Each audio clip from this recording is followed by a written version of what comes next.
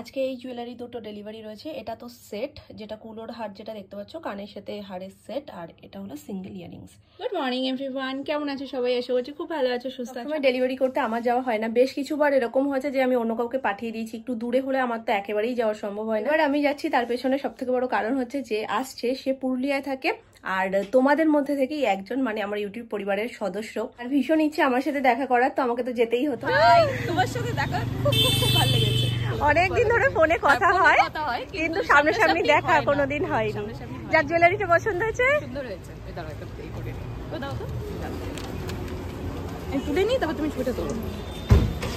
আমি দেখিয়েই এনেছি। তুমি দেখিয়ে এনেছো? সমস্ত পাগলামির কোনো মানেই হয় না, কোনো মানে হয় না।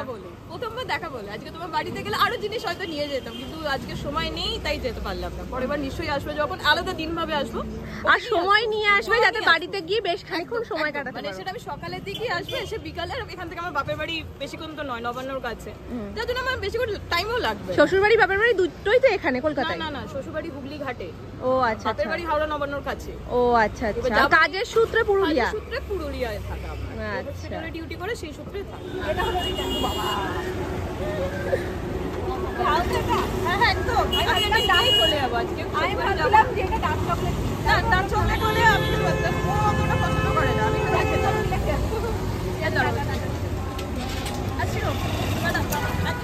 ঠাকুরের জন্য একটু মিষ্টি নেব। রসগোল্লাই নিচ্ছ তো?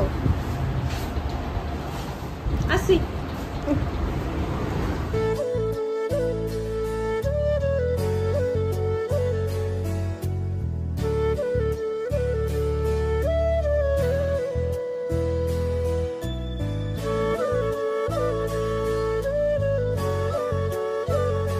দেখো কি অবস্থা, কত কিছু নিয়ে এসছে এখানে। পুচকুর জন্য মনে হয় এই ক্লিপ দুটো নিয়ে এসছে। এই দেখো, এর মধ্যে গার্ডার রয়েছে। হাসি দিয়ে দাও একটু, টাটা করে দাও, উম্মা দাও। যা করছি এখন করছি, ওখানে গিয়ে টিপ ফিপ দিয়ে যে কত ভোলাতে হবে। নিচে কি? হ্যাঁ নিয়ে নিয়েছি। নতুন ড্রেস পরে নিয়েছি। হ্যাঁ, ডাক্তার ঢুকলে মুখটা দেখে ব্যাস হয়ে যায়। এখন বুঝে গেছে, এতদিন তো বুঝতো না। যা খুশি করেছো, এখন বুঝে গেছি।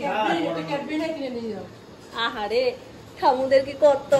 চলো, আগেরবার ডাক্তারবাবু আসার আগেই ওয়েটটা করিয়ে দিয়েছিলাম বলে ওয়েটটা করানো সম্ভব হয়েছে। আজকে তো ঢুকেই ওনাকে দেখে ব্যাস, ও আর কোথাও নামবে না, দাঁড়াবে না, কিচ্ছু করবে না। ভ্যাকসিনটা দেওয়া মাত্রই কান্নাকাটি শুরু। এখন আমার কাছেও থাকবে না, যেহেতু আমার কোলে বসে ভ্যাকসিনটা দেওয়া হয়েছে, ওই জন্য বাবাইকে আঙুল দেখিয়ে বাবার কাছে গেল। এখন ওরা দুজন গেছে এটিএম। সকাল থেকে শুধু ছুটেই বেড়াচ্ছি। মাসের সোনাইয়ের বুস্টারটা শুরু হবে। বলো, কত আনন্দ করে গেছে। গিফট দিয়েছে? হ্যাঁ তো, এটা গিফট দিয়েছে কাকে? ঠামুদের? ছোট ঠামুকে স্পেশালি। আজকে তো গিয়ে দেখেছে, পরে ওয়েট ফেট কিছু করাবে না। লাস্টে ওকে কোলে নিয়ে আমি একবার করলাম, আবার ওকে দিয়ে একবার করলাম। ছুটি দুটো খুলে দিয়েছি যাতে ও ঘুমোবে। দেখো, ইনজেকশন খেয়েও আরো বেশি অ্যাক্টিভ হয়ে গেছে। কি মামা, একটু ঘুমো, একটু ঘুমো। চুলগুলো দেখো, পাখির বাসা হয়ে গেছে। তাহলে তুমি যদি এরকম করবে জানতাম, তাহলে আমি চুলটা খুলতাম না। না, কি করতে চাইছো কি বলো তো একটু?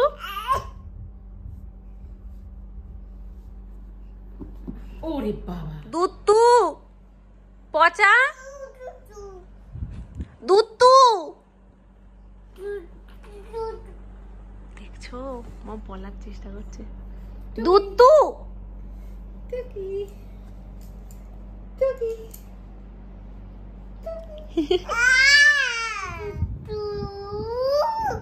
একটু পাখি ডাকো তো শোনা, ডাকো। মামুনি বল, আবার বলো মা, আবার বলো। বাতিক চলে গেছে, বাতিক বল। বাতিক চলে গেছে, বাতিক বল। নমস্কার করছে শঙ্করধ্বনি শুনে সবাই। ভগবান, এত বুদ্ধি। বাতিক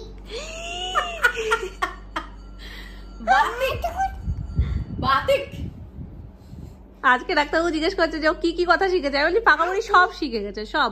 বিশেষ করে বড়রা যে সমস্ত কথাবার্তাগুলো বলে সেইগুলোকে কপি করে কোথায় পেস্ট করতে হবে ঠিক জানে। ঘর থেকে শুনে বাইরে গিয়ে সেটা বলে দেয়, জানো না। মামা মামা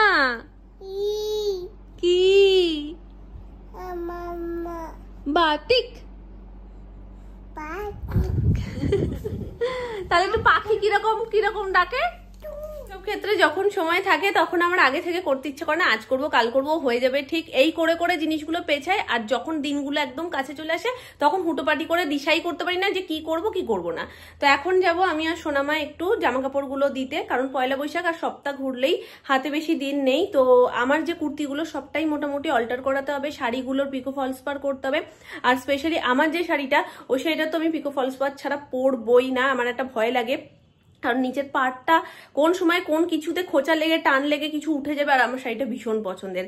ম্যাক্সিমাম শাড়ি এরকম হয়, এই পিকো ফলস পার আজ করবো কাল করবো করে সেটা আর করা হয় না, ওইভাবেই আমি শাড়িগুলো দীর্ঘদিন পরে যাচ্ছি। তো এটা আমি করাবো।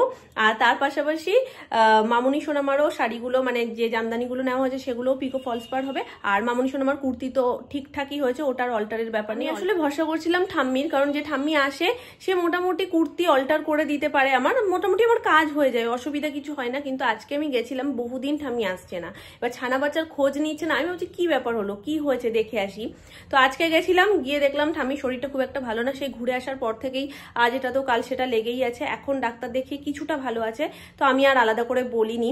তো একটু ভালোভাবে সুস্থ হয়ে যাক, বয়সও তো হয়েছে, আর যা গরম পড়ছে এখন, ওই জন্য আরেকজনকে, মানে যার কাছ থেকে করি আর কি, তার কাছে ফোন করেছিলাম।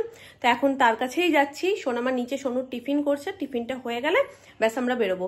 চলো সোনামা করতে লাগুক, তার মধ্যে আমি রেডি হয়ে একেবারে নিচে যাবো। পোটলা পাটলি নিয়ে বেরিয়ে পড়েছি। এই একটা পোটলা, সোনামার হাতে আর একটা পোটলা। হয়ে গেছে আমাদের কাজ, মাপজোপ সব দিয়ে আসলাম।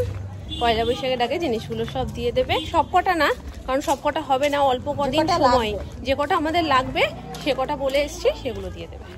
আবার এসে নিয়ে যাওয়া একটা বিশাল কাজ, জানো তো। এই রেডি হয়ে বেরিয়ে, মানে বলে না ওই কাছের কাজগুলো, হ্যাঁ কাছের কাজগুলো হয় না, দূরের কাজ করতে ঠিক চলে যাওয়া হয় রেডি হয়ে, কিন্তু কাছের কাজগুলো তখন আর বেরোতে ইচ্ছা করে না, আলসেমি লাগে।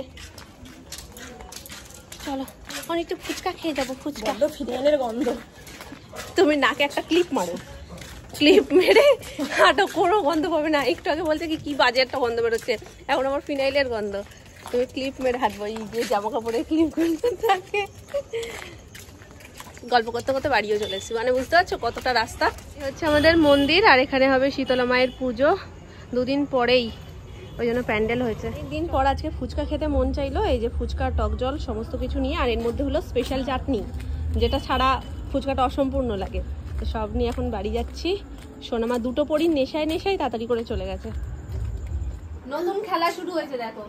আমি ধরবো না, আমি ধরবো না, আমি ধরবো না, আমি ধরবো না, আসো। আমি ধরবো না, আমি ধরবো না, যা যা যা, আয়। আমি ধরবো না, আমি ধরবো না, আমি ধরবো না। আর পিছন দিবে। আসো আসো, আমি ধরবো, ঠিক আছে ধরবো, আসো। আসো, আমি ধরবো ধরবো ধরবো ধরবো, আসো। আমি ধরবো ধরবো। আজকে বড় ঘরে পুরো পাইচারি করেছে, হাত হাত না ধরে পুরো টেবিলটাকে মানে 2 বার না 3 বার মতন ঘুরেছে, জানো। আসো আসো আসো আসো আসো আসো।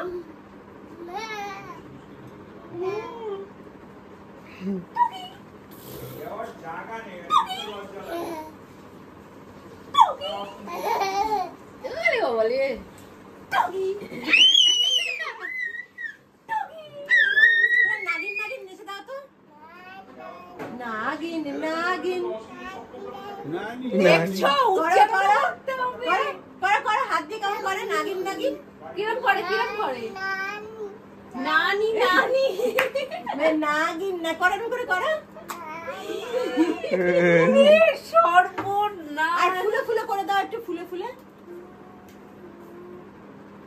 করো।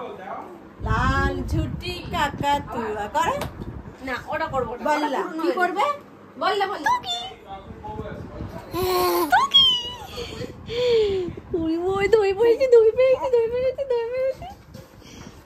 একবার করে ছোট নামের কাছে যাচ্ছে, আবার এখানে ধরবো না বললে আবার উল্টো পায়ে দৌড়োয়। উল্টো শিখেছো তুমি, সোজা শিখেছো তো, সোজা তো হাঁটতে পারো, উল্টো হাঁটতে পারো, আর একটু বড় হতে হবে উল্টো হাঁটতে গেলে।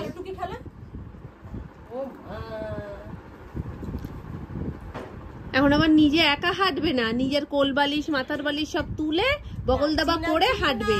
আর বাইরে হাঁটলে বোতল, জলের বোতল তুলে 2 হাতে 2টো জলের বোতল, বিশাল কাজ করে ও আজকাল। ওটা কে দিল, কে দিল ওটা? ওরে বাবারে, দাদাকে ডাকো একটু। ঠিক আছে খেয়ে নাও, আগে খেয়ে নাও তারপর ডাকো। বলছে খাচ্ছি, আমি ক্যামেরাটা বন্ধ করে দিয়েছি, বলে খাচ্ছি। সব কথা শিখে গেছে। তুমি এক্ষুনি কি একটা বললে, তোমাকে বললো না একটা কি কথা? বেশ হ্যাঁ, এখন ছোটদানের সাথে ছানা খাচ্ছি আমরা। রাতে ভাতটা কি স্কিপ হয়ে যাবে নাকি? ও তো এমনি খাই, আর বলার কি আছে? এটা নতুন কোনো কথা নেই। আমি তো ভাত খাই না। এই আবার বসেছিল। এই বল দাও, বলো দাও, বলো দাও। ডিনারে আছে আজকে স্পেশাল বিরিয়ানি, ওই জন্য দুটো আলাদা আলাদা করে প্যাকেট দিয়েছে, মানে একটাতে রাইস দিয়েছে আর একটাতে চিকেন আর আলুটা দিয়ে রাইস দিয়েছে কিছুটা। তো চলো ওগুলো তো নিয়ে যাওয়া হয়েছে ওখানে, আর বাকি এটা নিয়ে এখন টেবিলে যাওয়া হয়েছে, বসে গেছে। হ্যাঁ